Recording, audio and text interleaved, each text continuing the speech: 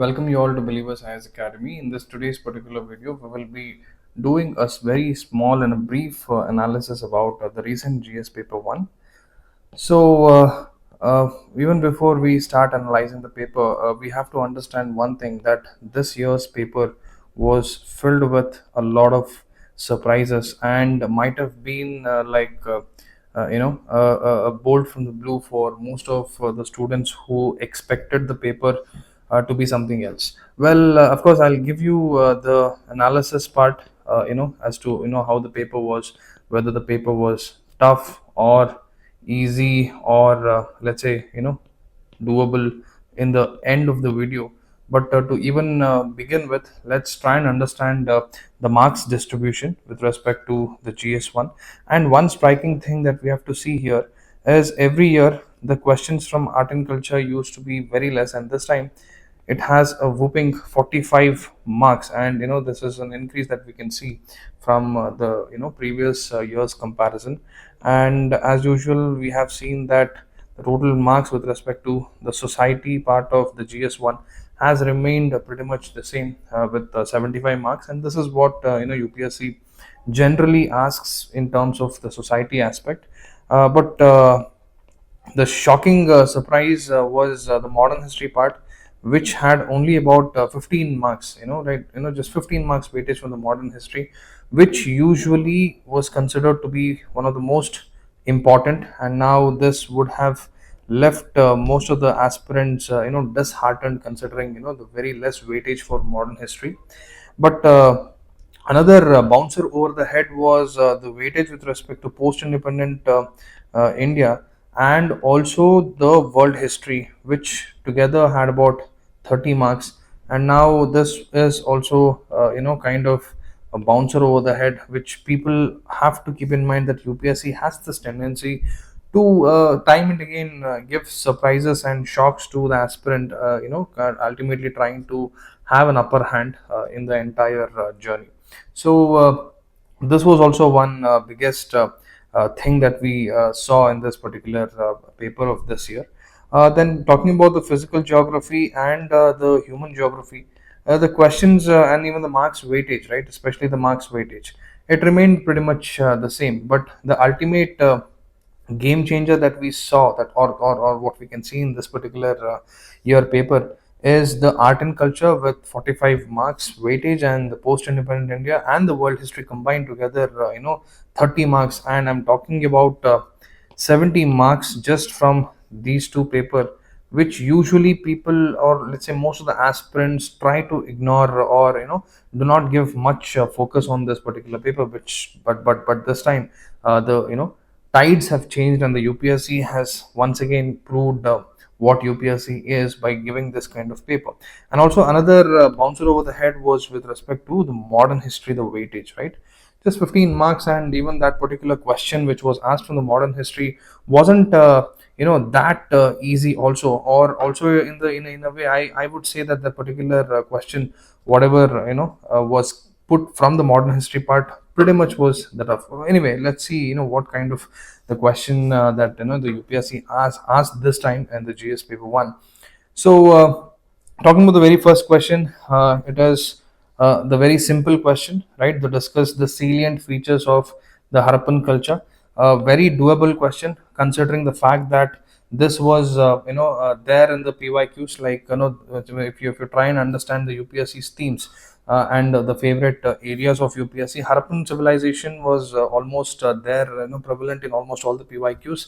And also we had a present relevance with respect to the Harappan civilization, the discovery of Harappan civilization, Indus Valley civilization completing its 100 years of discovery. So this was also pretty much in news, and every month there was something or the other with respect to Indus Valley civilization. So in fact that makes it absolutely predictable. So this question was easy and also a doable question. So I don't think anybody would have found difficulty in attempting this question. Of course, this time it was with respect to the Harappan culture and its salient features. Moving on to the second question, the question was mostly with respect to the main aspects of Akbar's religious syncretism. I wouldn't say that this question is easy, but it is a doable question. Also, it is not that tough also, because time and again we actually study about Akbar, its administration, right, the Mughal era and everything. And even if one particular important aspect of the Akbar's religious syncretism that we have to think about, which we also study from the medieval history or even from the cultural part, is Din-e-Ilahi, right, which talks about religion of God.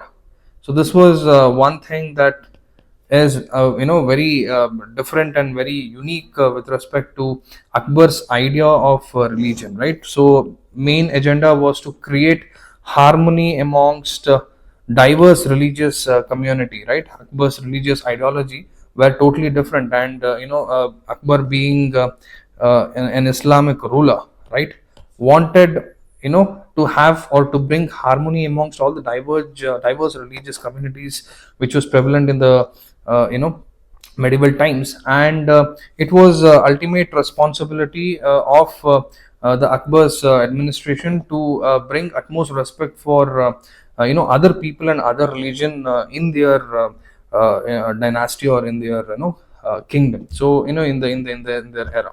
So this in fact is kind of difficult question, considering the fact that you should be able to connect, firstly mention the Din-e Ilahi, and then be able to try and connect it with how Akbar wanted this to be further implemented in his kingdom, or in the region, to make sure that every person from each and every religion gets absolutely recognized, and harmony is created amongst the diverse religious communities, right? So being able to put that in a nutshell, and to be able to write 150 words, that is kind of pressing, or that demands conceptual clarity. So this question, I would say that it is almost conceptual clarity oriented question, because if you check the PYQs, you cannot see any particular PYQs of this particular pattern, right? Like asking you to examine the main aspects of Akbar's religious syncretism. So that is kind of more specific and narrowed down, makes it slightly difficult, at least when you have to write 150 words. But simply the idea is, like, if anybody has studied Dinhi Ilahi, or if people knew what the religious tolerance was with respect to Akbar as a king, when he wanted harmony, or when he wanted to create harmony or bring harmony amongst various religious communities back at that time. So this question was doable. Now, coming to the third question, the sculptors filled the Chandela art form with resilient vigor and the breadth of life. So this becomes a tough question, kind of a tough question. Of course, most of the aspirants, especially the repeaters who have given 2 3 mains before, with all the abundance knowledge that they have, would have written something, if they knew what this question is all about, if they had proper notes, because this is not a topic, or let's say the theme of the question was pretty much there from the PYQs. Because if you see in the PYQs, there have been instances UPSC has asked questions based on sculptures way back, like, if I can think of one in 2022, right? There was a question asking about the medieval Indian temple sculptures representing the social life of the present days, right? This was way back in 2022. And even in 2014 there was another question on the Gandhara style, right, the Gandhara sculpture. So that's what I'm telling you. So if a person who has already given 2 to 3 mains, and if provided he or she knows that UPSC has asked from the topic of sculptures with respect to various art forms, and all of that, people would have had made some ready notes with which they could have attempted this question. But ultimately the main agenda of the question was to address the Chandela art form, which is kind of very narrowed down once again. Like it's about Chandela art form, which makes it slightly difficult, because unless you know about this, it's going to be very difficult. Okay, but still, I would say that the question is tough. It's very difficult to be able to write every nook and corners from this particular art form. So that way this becomes slightly difficult. And also when we study Chandela art form, we study a little bit about their administration, the history, the regional conflict, etc., all of those things. But specifically with sculptors, would be very difficult that anybody would have studied about it. So chances are that most of the students, the majority of the students whosoever have written means, might have probably written an average answer for this. So this is something that was tough for almost everyone. Now, moving on to the fourth question. The question goes: how are climate change and the sea level rise affecting the very existence of many island nations? Discuss with examples. So, one striking change that UPSC has brought this time is with respect to how UPSC is asking questions. These days, because especially this particular attempt, because every time when you see climate change, the only thing that comes to your mind is GS3, because if you see from the UPSC's lens, and what is the UPSC lens that we have is the PYQ. Whenever you have analyzed the PYQ, the moment you come across climate change, it usually comes in the GS3 part of the syllabus, which right now is in the GS1. So now you can see that UPSC has tried to break that particular pattern by amalgamating GS1, 2, 3 and even 4, which we will see in further questions. So now this kind of becomes challenging, because earlier people would have, especially the aspirants, would have gone with a mentality that, especially people those who have practiced the PYQs, gone with them, would have gone with the mentality that geography questions will be mostly very pretty direct, right? They could have expected questions on cyclone, right? Those kind of things. But this particular question about how climate change and the sea level rise is affecting the very existence of many island nations, discuss with examples. Suddenly when they see it in GS1, could be like a hiccup, would act like a speed breaker. Of course, I'm not saying that the students would not have prepared, because obviously every paper happens on every other day, so people would have prepared, but seeing this in GS1 is something that is uncalled for, or something that was like a surprise. But the question was very very much predictable, because the topic climate change with respect to sea level rise, right, and also about all these existence of many island nations, this was all pretty much there in the news. So this was a predictable question, and also I would say this is an easy question, also could have been attended easily. Coming to the next question: what are non-farm primary activities? How are these activities related to physiographic features in India? Discuss with suitable examples. So now this question once again is a doable question. Of course, it is easy for those who specifically know what non-farm primary activities is. So basically, non-farm primary activities, here it's all about knowing that primary non-farm primary activities is that kind of an activity, or that which focuses on extraction of natural resources, but not directly related to crop cultivation. And basically we are talking about those activities, especially mining, quarrying, fishing and forestry. So anybody who has this basic understanding or knows what non-farm primary activities is, they could have easily written this answer. And for those who wouldn't have studied or known what non-farm primary activities is, this question could have been slightly difficult. But also I'm not saying that this was like a bolt from the blue, something very new that UPSC asked this time, unlike other few questions which saw previously. But this was something which was there in PYQs, because UPSC always has this inclination towards asking questions related to natural resources and its potential. Very one likely example is the question in the year 2022 mains, which was about the Deccan traps, right? We had a question on Deccan traps, And also 2023 there was a question about the resource potential of the long coastline, the long coastline of India, right? So this question is pretty much related to that, and this is also another important aspect to keep in mind, the importance of PYQs, right? So this is how an analysis of PYQs should be made, so that there will be some probable relevance to all the questions that UPSC asks.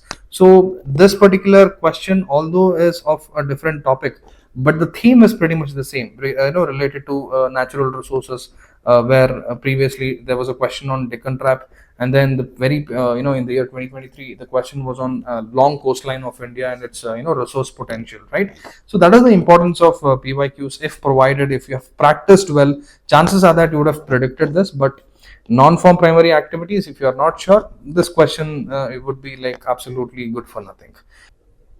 Explain briefly the ecological and economic benefits of solar energy generation in India with suitable examples. Once again, kind of an easy question, considering that we had seen solar energy previously been asked in the PYQs, especially 2020, the mains examination. There was a question on the solar energy where it had asked about the solar energy's potential, right? And followed by 2022 there was a question on wind energy as well, about same thing, asking the potential of wind energy. So now it creates a theme, right? UPSC loves asking questions based on sustainable energies, right? Especially there was a question from solar, wind energy, they have asked the questions. And this year the question is also with respect to wind energy, but with a slight twist. It is asked to explain, briefly explain the ecological and the economic benefits of solar energy generation in India with suitable examples. So once again, a very easy kind of a question, and I'm very sure students would have actively prepared for this, and this is an easy question. Moving forward, the question here: what are tsunamis? How and where are they formed? What are their consequences? Example, explain with examples. Once again, even this is also an easy question, most predicted, right? Considering how important this was, and also this is pretty much in news, which makes it absolutely important. And of course, it is a very direct question and a very easy question. The next question goes, how does smart city in India address the issues of urban poverty and distributive justice? Once again, I would say that this question is also easy, considering that this smart city mission was pretty much in news, as in the recent economic survey it had clearly stated the success, or 10 years of completion of the smart city mission. The 10 years completion of smart city mission was in news, and this was extensively covered in economic survey, right? And this was also kind of a very easy question, because it also has asked you to connect it with the urban poverty and the distributive justice. So this is a kind of an easy question. So because urbanization is a part of the UPSC GS-1, 2 and 3, and you study smart city under that. So now this is from the GS-1 lens, which is still an easy question to attend, provided you have actively studied about the smart city mission from the economic survey and has some value additions. Question number 9: the ethos of civil service in India stand for the combination of professionalism with nationalistic consciousness. Elucidate. So this is what I have been telling, that UPSC has tried to break that trend, right? And or also UPSC is trying to amalgamate all the GS papers. Now there is no restriction that a particular kind of question comes only in GS-1, 2, 3 or 4, because this particular question about the ethos of civil service in India, or the reforms and all of it, usually we saw it in GS-2 or in GS 4. But now this is like a very surprising thing to see this particular question in GS-1. The question is about the ethos of civil services in India stand for the combination of professionalism with nationalistic consciousness. Elucidate. So now this you will have to write it from the GS-1 lens, which slightly becomes challenging, considering the fact that earlier this was asked either in GS-2 and GS-4, because in PYQs, if you see under the GS-2, right, we had a question asking about the institutional quality, with respect to the bringing those reforms in the civil services, right, with respect to institutional quality, right, to strengthen democracy. So these were the kind of questions which were asked in the GS2. And then there was in another question from GS2 was about doctrine of democratic governance, which makes it necessary that public perception of integrity and commitment of civil servants become absolutely positive, discussed, right? These kind of questions were mostly seen in GS2 or GS4, but now this is in GS1, which is a surprise. And also, this question is a doable question, considering that you should be able to write this question from the society point of view, from the social angle, and also probably try and bring some historical perspective also, right, from the modern history and all of it, right, as in from the genesis of the civil services in India, the need for it, right? So all of those things. Once again, it's a very beautiful question. Once again, this is about conceptual clarity. Although you know how or what are the points that you need to put under this particular question, it's about the conceptual clarity in order to make sure that you're able to connect the dots. Okay, now moving on to the next question. Do you think that globalization results in only an aggressive consumer culture? So this, once again, globalization is UPSC's favorite topic, considering the fact that it was numerous times it was asked in the paper, starting from 2016, 2022. There was a question in 2020 and even in 2018. So this was also an easy question which can or which could have been done. So do you think that globalization results only in an aggressive consumer? Justify your answer. It is about justifying whether globalization is the result, or let's say the result of globalization, okay, is an aggressive consumer culture. The result of the result of globalization is what? Only an aggressive consumer culture. So you have to justify. So is the justification yes or no? Obviously it is no, but also you have to justify why. Okay, kind of an easy question, doable. Mahatma Jyotirao Phule's writings and efforts of social reforms touched issues of almost all subaltern classes. So this was the only question which was asked from the modern history, and that too it was on Mahatma Jyotirao Phule's writings and efforts of social reforms.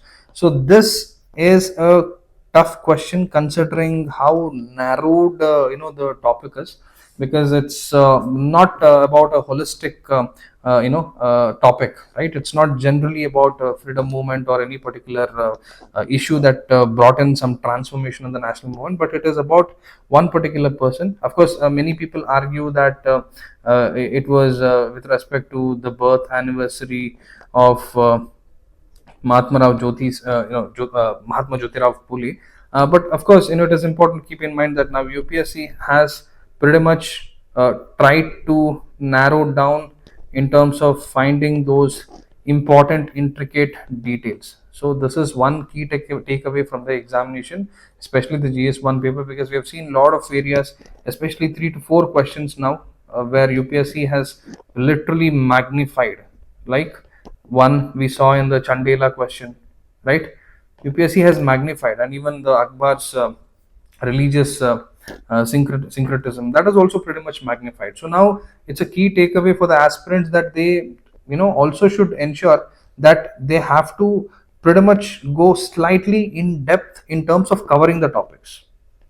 All you need is the basic idea at the end of the day to write mains answers, especially GS. You need basic idea, but covering topics, you have to make sure that in place of 2 topics, now you have to do probably 3 to 5 topics.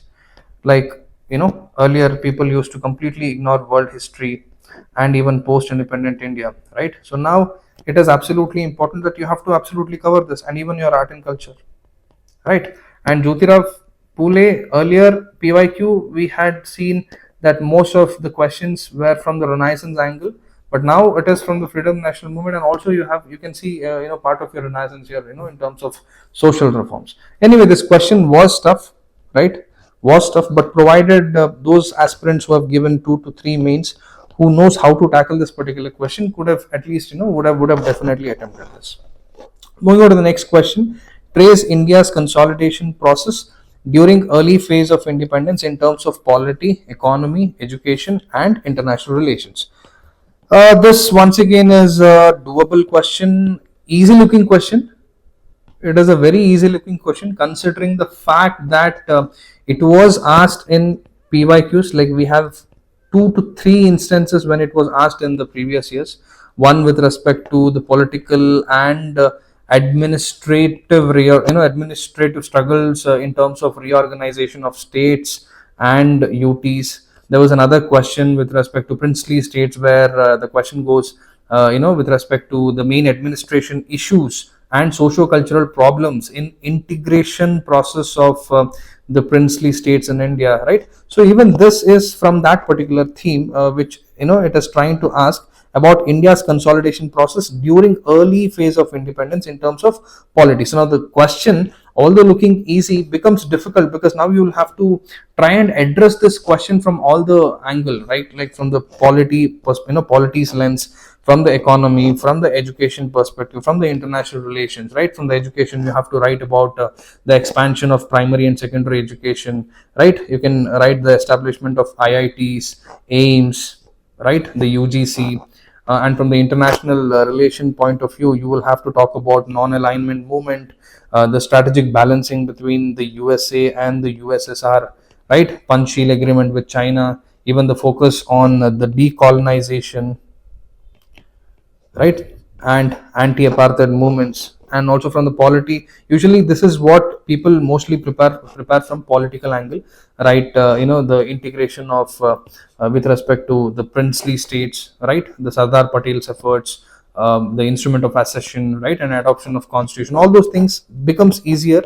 People would have prepared from the political angle, but from the economy, education, and international relations, this slightly makes it little difficult to put it. Of course, everybody has knowledge and they have content, but in order to consolidate that content with the given time of let's say considering the 250 words, with the given 11 to 12 minutes, to consolidate all of this in one go, in one answer, that becomes difficult for this particular question. So that's why I said it is easy looking, but when you have to write it within 11 to 12 minutes, then it becomes difficult considering the fact that you have to consolidate it. Okay, moving to the next question. The French Revolution has enduring relevance to the contemporary world. Very easy question, and this is also pretty much from the PYQs, considering how many questions. In fact, we had questions on American Revolution, etc., etc. So this is a very easy question. Moving on, give geographical explanation of the distribution of offshore oil reserves of the world. How are they different from the onshore occurrences of oil reserves? Once again, this is a tough question, at least for someone who has not gone in detail with respect to the geographical explanation of the distribution of offshore, right? Because you need to know the distribution as well, right? You need to know the distribution of offshore oil reserves of the world, and you have to give geographical explanation to it. So unless you know the distribution of offshore oil reserves, it is going to be highly difficult to be able to attempting this particular question, right? Because you will have to be talking about Gulf of Mexico. You need few data from North Sea, Persian Gulf, your West Africa, Brazil coast, even from India's case, the Bay of Bengal, right? And also you should be able to write all the factors that are influencing the distribution, where you can talk about the continental shelves, right? The sedimentary basins, tectonic plate margins, right? All of these are some of the important things, the dimensions that you can put here, which makes it slightly difficult, considering the fact that many of them might not have specifically made notes or studied the distribution of offshore, right? So considering that, the paper is, the question is tough, or let's say more, not doable but tough. Okay, this is with respect to this question. Moving on, next question: how can artificial intelligence and drones be effectively used along with GIS and RS techniques in locational and area planning? So once again, this artificial intelligence drones, the moment you see it, you feel like this question is of GS3. But Yes, UPSC has now tried and asked this kind of questions. Now that's what I said. It is trying to break that chain, the rhythm of UPSC. So now it is for the aspirants to keep in mind that anything and everything can be asked. Just like how artificial intelligence has been implemented in almost every disciplines. So even now it is pretty likely that UPSC is also trying to ask questions from all the papers simultaneously. Ultimately, you have to keep in mind this is a GS paper, general studies paper, and one key takeaway is there is no proper delineation as to the content or the kind of questions that you write or can expect from this papers, right? So what is the question? How can artificial intelligence and drones be effectively used along with GIS and RS techniques in locational and area planning? So the question is easy, or let's say it's a doable question. Okay, but yeah, why not easy? Because artificial intelligence, the drones and all of it usually is not something that you can see in the GS-1 part of the paper. But yeah, it is pretty much okay considering the content that students would have prepared, and also considering how vast the artificial intelligence has covered, right? In terms of agriculture, right? Precise farming, in terms of soil moisture mapping, crop monitoring, right? We have studied very much in the current affairs, and even it comes pretty much in urban planning, where AI has been integrated in land use mapping, right? Traffic management, waste management, even in terms of disaster management, real time data on floods, earthquakes, landslides, right? Infrastructure, everything. So now, of course, content is definitely there, but the problem is consolidating it from the GS-1 angle, where you will have to write this from the society point of view, and also a little bit from the geographical point of view, right? From the geography and the society angle. That makes it slightly difficult. Now the point is ultimately to be able to write that answer within 12 minutes. So that is the ultimate dealer. Moving on to the next question, 16th. Discuss how the changes in shape and sizes of the continents and ocean basins of the planet take place due to tectonic movements of the crustal masses. Once again, easy question considering the PYQs, or most of the questions which pretty much turn behind or revolve around tectonic movements, your continental drift theory, right? All of this. So this is a very easy question, very very predictable question, doable question. Then coming to the next question, discuss the distribution and density of population in Ganga River Basin with special reference to land, soil, and water resource.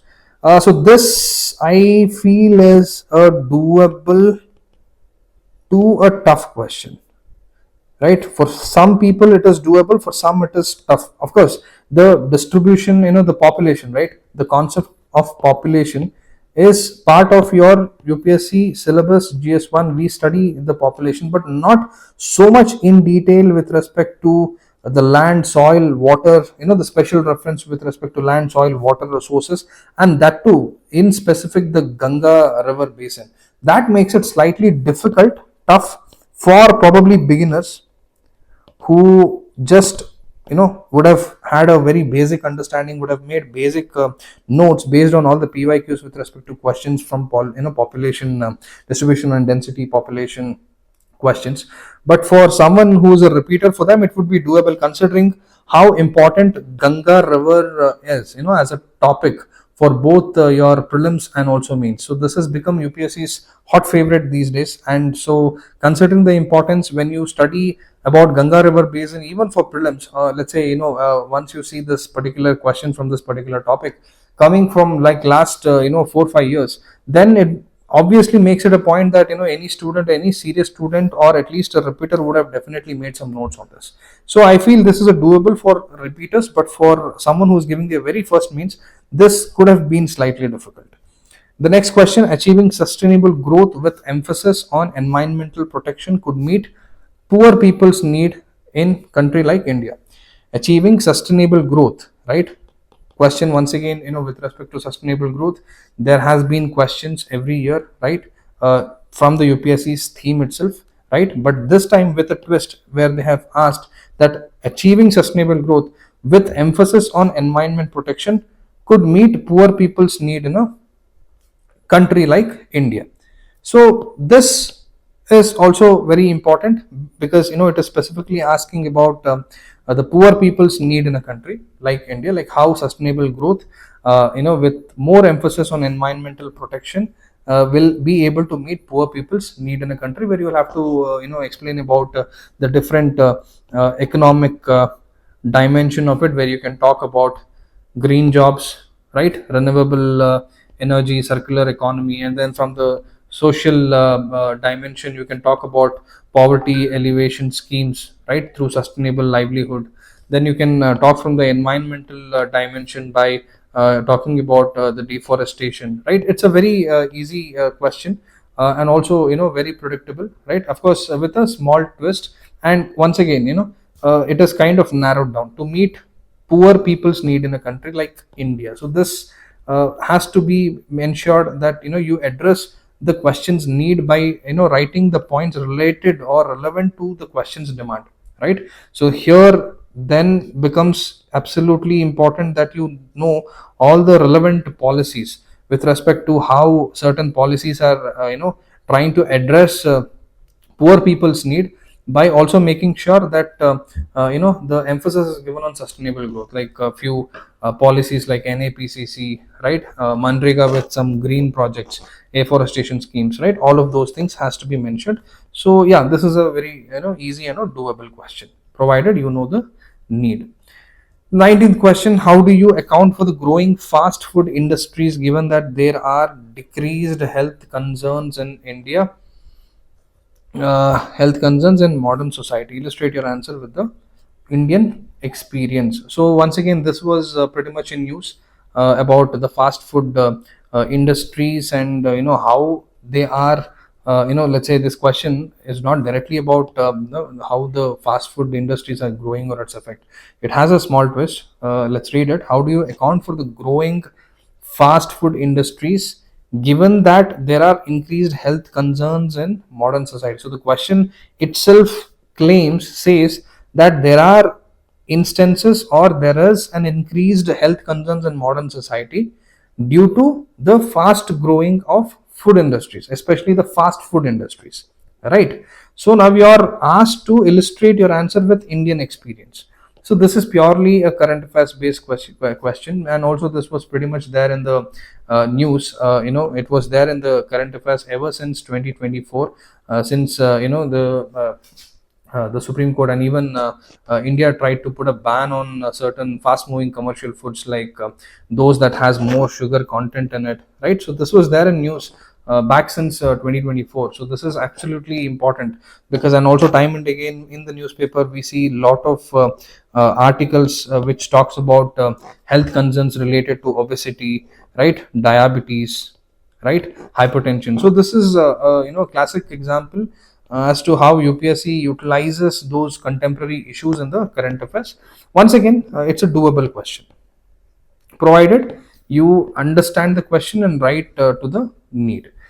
Last question: does tribal development in India center around two axes, those of displacement and of rehabilitation? So once again, this question is also a doable and kind of an easy question, considering that this is UPSC's favorite. Also considering that there are questions from the tribal movements, tribal developments, and all of it, of course. But here the question is slightly different. It is talking about displacement versus rehabilitation. So you will have to talk about how certain activities like construction of dams, the mining activities, and then certain industrial projects are causing their displacement, and what is the impact of it, loss of land, right, and culture, and all the government is trying to compensate it. How effectively is it happening? Talking about the rehabilitation, we'll have to talk about land for land schemes. You need to know the Forest Right Act, right, 2006. That is also very important. And you also need to know the PISA Act of all of these things become very important. So unless you put these many things in this question, the question will not, the answer will not become complete, right?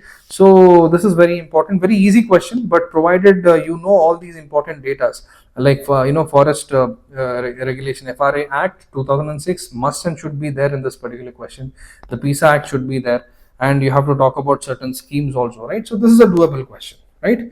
So at the end, what I would feel, if you ask my opinion, the question paper, I feel that was slightly on the tougher side, considering the kind of depth the UPSC has went this time in terms of narrowing the questions, right?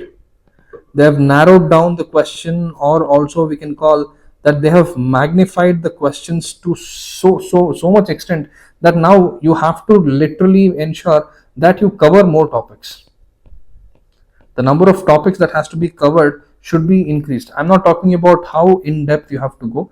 In depth topic coverage is not required, at least for GS, but in terms of covering more number of topics, and also in terms of making sure that you are not missing out on some of the important concepts, or let's say, as a whole, talking about the subjects, many of the aspirants completely ignore art and culture, even for that matter world history and post independent India, right? And most of the students completely give attention to modern history. So now this year paper gives a complete picture and a complete takeaway for all the aspirants, that UPSC syllabus, if they have mentioned something in the UPSC syllabus, it means that it is absolutely important, and UPSC can ask anything and everything based on however they feel is important. So you cannot declare that UPSC doesn't ask questions from let's say world history and post independent India, right? And let's say modern history is very important. No, this is a clear indication that UPSC controls. UPSC has that authority, still has that authority, and it is having that autonomy, or even you can call that monopoly, in terms of defining how your UPSC paper should look like. So one key takeaway is that to make sure that in your further preparation, like whatever you will be preparing, you have to ensure that you try and cover more topics from the syllabus. I'm not talking about covering extra extensively, but from the syllabus, try and cover more topics. For example, that question from Jyotirao Phule, from modern history with respect to Jyotirao Phule, right? It's an example. Like, you might have just read him, read about him just as a person, under the social movements and all of it. But now it becomes absolutely important that there is a question on Jyotirao Phule, and that too, it's a 250 marks question, 250 words question, which means you have to write 3 pages for it, 2.5 to 3 pages. It's absolutely important or impossible to write 2 to 3 pages unless you know in detail about that particular person and his achievements. So this is one key takeaway: to cover more topics, but also not too much in depth. You just have to have some basic idea, that is more than sufficient. Another important key thing to keep in mind: to never ignore any of the papers. So it is a classic example that all the things are important right now, and you have to focus and ensure that you give weightage to each and every paper equally, as in terms of how you cover the topics, right? Because modern history, people studied like anything, at least there used to be 40 to 50 marks of questions, but this time it's just 15 marker and 15 marker, and that too only one question, right? So that is one important thing to keep in mind. And also the last important thing to keep in mind: the importance of PYQ, right? Now if you have seen the analysis, majority of the questions, at least like let's say 80% of the question that was there in the paper was completely a PYQ. So people who have practiced PYQ, who have written answers from PYQ, who have analyzed PYQs, for them the paper would have been absolutely easy and doable, right? So anyway, this is all for this particular video. I hope you have found the video very informative. For more such informative content, please do subscribe Believers IAS YouTube channel. Signing off, this is Madan Gopal. Have a beautiful day.